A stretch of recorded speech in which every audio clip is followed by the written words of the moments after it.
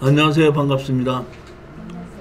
매월 둘째, 넷째 금요일 날 제가 추천 물건을 이렇게 골라서 여러분들께 설명을 드리는데, 오늘도 한 18개를 가지고 왔는데 그 18개 중에서 아파트가 64%까지 떨어진 것이 한 3개가 있고, 나머지는 거의 다가 49%까지 떨어진 거, 34%까지 떨어진 것도 있어요. 문제가 있어서 떨어지는 건데, 제가 추천하고 설명해 드리는 것은 문제가 있는 걸 해결해 주는 방법을 가르쳐 드리는 겁니다.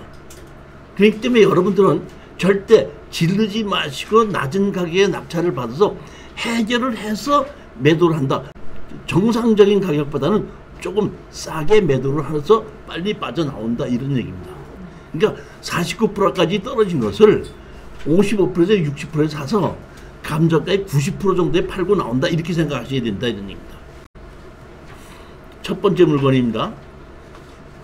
이걸 보면 다세대인데 2023 타경 124431 했는데, 여기 보시게끔 되면은 얼마까지 떨어졌죠?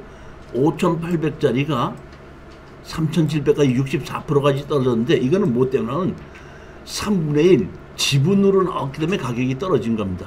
그러니까 이걸 어떻게 해결할 것이냐, 이거를 제가 설명을 드리는데, 여기 보시게끔 되면 강 누구가 단독으로 상속받았는데 강 누구하고 형제끼리 아마 같이 살고 있는 것 같아요. 그랬는데 채권자가 왜 강 누구한테만 상속을 시켰냐, 형제가 같이 상속을 해야 되지 않냐고 강제로 상속을 시키고 그 3분의 1 지분만큼만 강제 경매로 집어넣은 겁니다. 근데 강제 경매 금액이 1,800만 원이거든요. 그러면 이 두 형제가 이 집에, 이 다세대가 같이 살고 있는데 1,800만 원 때문에 이 집을 날리지는 않는다, 이런 뜻입니다. 그러면 우리가 낙찰 받으면 이건 강제 경매이기 때문에 잔금을 내기 전에 취하할 확률이 높거든요. 그럼 취하를 시킨다 그러면은 낙찰자한테 동의를 받아야 되는 거예요, 우리한테. 그러면 우리는 잔금을 내지 않고 취하 동의서를 몇백만 원 받고 도장을 찍어주고 나면은 법원에서 얼마 있다가 이 경매 취하됐으니까 입찰보증금 가져가십시오 하기 때문에, 이런 경우에는 우리가 낙찰을 받고 등기 이전하지도 않고 잠시 그냥 입찰보증금 10% 냈다가 한 달 정도쯤 안에 이거를 취하 동의서 찍어주면서 몇백만 원 받고 그 다음에 입찰보증금 받아오는 그런 물건입니다. 근데 1,800만 원이라고 하더라도 만약의 경우에 취하를 안 시킨다고 할 때 우리가 잔금을 내야 되는 거거든요. 잔금을 내게끔 되면은 이제 우리가 이 사람이 우리의 3분의 1 지분만큼을 이 형제들이 쓰고 있지 않습니까? 그럼 우리는 3분의 1 지분만큼 쓰고 있는 거를 우리는 달라고, 지료를 달라고 청구할 수가 있고, 그 다음에 법원에다가 분할해 달라고 할 수가 있거든요. 그러면 법원에다가 분할을 하게끔 해서 경매로 분할을 할 것이냐, 거기에 살고 계신 분들 보고 우리 같이 가서 공인중개사한테 내놔서 팔아가지고 니네들이 3분의 2 갖고 우리가 3분의 1 가질 것이냐, 둘 중에 하나 하자 했는데 감정가격이 64% 정도까지 떨어졌기 때문에 절대로 70% 이상 쓰는 거 아닙니다, 이런 얘기입니다. 그렇게 했을 때 우리가 금매 가격이면 보통 보게끔 되면 감정 가격에 10%만 싸게 하게끔 되면 일반 매매가 되거든요. 그러니까 이것도 감정 가격에 취하가 되면 좋고, 취하가 안 됐다 그럴 땐 감정 가격에 90% 정도로 팔고 나온다. 경매로 파는 것보다는 그냥 같이 가서 내놓고 팔자 하면, 아파트나 다세대인 경우에는 경매로 팔지 않고 그냥 공인중개사한테 내놓고 이 가격에 얼마에 팔읍시다 하게끔 되면 팔 수가 있기 때문에 취하돼도 좋고 취하가 안 돼도 문제가 없게끔 그렇게 한다는 얘기입니다. 예, 그런 물건이 64%까지 떨어진 겁니다. 제가 원래 다세대를 잘 추천을 안 하는데 여기는 그래도 서울특별시 금천구 그러니까 서울 시내 안에 있는 거거든요. 수도권이 아니라. 그렇기 때문에 여기는 그래도 매물로 내놓는다 그러면 바로 감정가의 90%만 내놓는다 그러면 매물이 될 것이다, 이렇게 생각하고, 그 다음에 다세대가 지금 그 제가 알고 있기는 정확하게는 모르겠는데 제가 알고 있기는 지금 다세대는 1가구 2주택으로 안 집어넣게끔 만들었죠. 다세대. 예? 신축이? 아 그럼 어디는 신축이 아니고 뭐 옛날 그런 게 있나?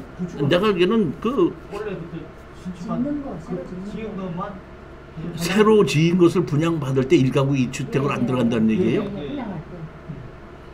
하여튼 간에 뭐 그렇다 그러면 안 될 수도 있지만 하여튼 이거는 취하 가능성이 50%가 넘기 때문에 추천한 겁니다. 여기 보시게 되면 사회행위 취소해갖고 왜 강 누구가 했는데 강제로 이렇게 상속을 시켰지 않습니까? 4페이지에 보시게끔 되면 여기 나오죠. 그렇게 해서 두 형제가 그런데 여기 보면은 같이 거주하고 있는 걸로 나오더라고요. 근데 이게 보면 지층이라고 나오는데 지층이 아니라 여기 보면 1층이에요. 1층. 요 맨 밑에입니다. 왼쪽은 주차장이고 오른쪽 요게 경매로 나왔는 겁니다. 두 번째 물건 보시겠습니다. 부산시 근린주택인데 이게 보면은 1억 7,500짜리가 4,500까지 떨어져서 26%까지 떨어진 겁니다. 상당히 많이 떨어졌는데 이 제가 부산에서 강의를 할 때는 부산에 이렇게 지분 경매가 이렇게 많이 떨어지지 않았었는데 제가 이제 부산에서 강의를 안 한 지가 한 3, 4년 지나고 나니까 이 부산에 보니까 지분 경매가 안 들어오네. 이 지분 비용 이거 상당히 제가 보면 서울에 계신 분이라도 거리가 멀다고 하더라도 이거는 돈이 될 수 있는 물건이기 때문에 지르지만 아직도 입찰 들어가셔도 됩니다. 이것도 보게끔 되면 2분의 1 지분입니다. 2분의 1 지분인데 1층은 이렇게 보면 1층은 가게고 2층인데 2층은 지금 주인들이 살고 있고 1층에는 세입자가 있는데 이 세입자가 하나는 뭐 통닭집인 것 같고 보게끔 되면 여기 보면 하나는 통닭집인 것 같고 하나는 인테리어인데 이거는 부인이 운영을 하고 이거는 지금 남편이 운영한다. 그러니까 1층 전부 다를 세를 들어가지고 부인하고 남편하고 하고 여기 2층은 주인이 살고 있는데 2층 주인이 살고 있는 거에 지분이 2분의 1. 2분의 1이 나온 겁니다. 보면 자 여기 보시게끔 되면 여기 보면 자 현장에서 만난 손누구는 1층 자포 햇님인의 뒤통부의 이를 부인 누구의 명의로 500만 원 및 차입 25만 원의 임대차 계약을 하고 있고 1층 점포 중 우층 우성 건축 인테리어는 손누구의 명의로 보증금 300만 원에 차임 25만 원. 그러니까 여기 보시면 손우성이가 나오는데 이거는 부인이 한다 했죠. 뒤통부인은 그리고 우측 점포는 우성 건축에 있던 이 사람 남편 명의로 돼 있죠. 그 다음에 소유자 윤 누구는 2층에 가족이 다 살고 있고 무슨 얘기인지 이해가 하셨죠? 그렇게 한 건데 이게 2분의 1 지분 경매가 나왔는데 이게 24%까지 떨어진 건 너무 많이 떨어진 겁니다. 사실은 이게 아무리 지분이라도 49%에는 이게 해결이 되는 건데 여기 보시게끔 되면 여기 보면 청구금이 얼마죠? 강제경매 청구금이 1억 1,000이죠. 그러니까 1억 1,000이기 때문에 이건 취하가 될 일이 없죠.